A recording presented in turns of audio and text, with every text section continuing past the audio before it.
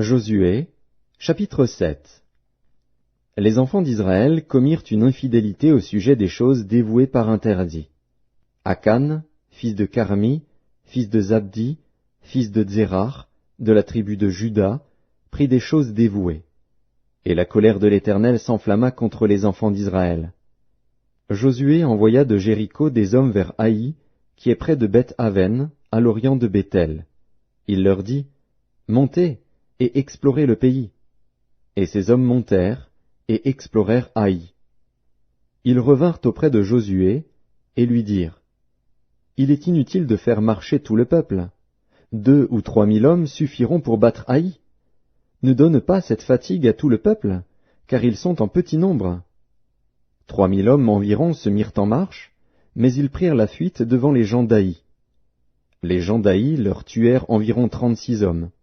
Ils les poursuivirent depuis la porte jusqu'à Shebarim et les battirent à la descente. Le peuple fut consterné et perdit courage. Josué déchira ses vêtements et se prosterna jusqu'au soir le visage contre terre devant l'arche de l'Éternel, lui et les anciens d'Israël, et ils se couvrirent la tête de poussière.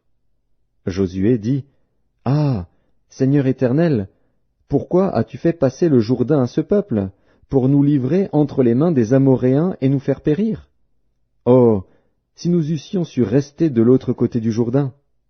De grâce, Seigneur, que dirais-je, après qu'Israël a tourné le dos devant ses ennemis?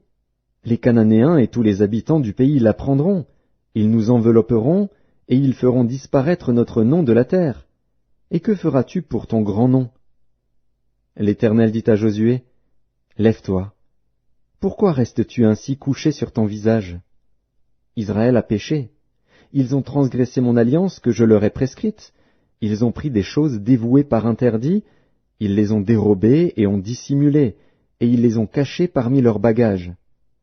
Aussi les enfants d'Israël ne peuvent-ils résister à leurs ennemis. Ils tourneront le dos devant leurs ennemis, car ils sont sous l'interdit. Je ne serai plus avec vous, si vous ne détruisez pas l'interdit du milieu de vous. Lève-toi, sanctifie le peuple. Tu diras, sanctifiez-vous pour demain, car ainsi parle l'Éternel, le Dieu d'Israël. Il y a de l'interdit au milieu de toi, Israël. Tu ne pourras résister à tes ennemis, jusqu'à ce que vous ayez ôté l'interdit du milieu de vous. Vous vous approcherez le matin selon vos tribus, et la tribu que désignera l'Éternel s'approchera par famille, et la famille que désignera l'Éternel s'approchera par maison, et la maison que désignera l'Éternel s'approchera par homme. Celui qui sera désigné comme ayant pris de ce qui était dévoué par interdit sera brûlé au feu, lui et tout ce qui lui appartient, pour avoir transgressé l'alliance de l'Éternel et commis une infamie en Israël. Josué se leva de bon matin, et il fit approcher Israël selon ses tribus, et la tribu de Juda fut désignée. Il fit approcher les familles de Juda, et la famille de Zérar fut désignée. Il fit approcher la famille de Zérar par maison, et Zabdi fut désigné. Il fit approcher la maison de Zabdi par homme, et Akan, fils de Carmi, fils de Zabdi, fils de Zérar, de la tribu de Juda, fut désigné.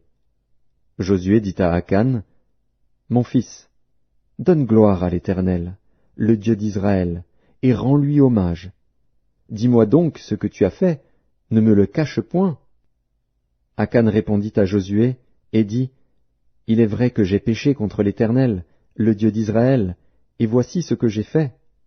J'ai vu dans le butin un beau manteau de Shinéar, 200 sicles d'argent, et un lingot d'or du poids de 50 sicles.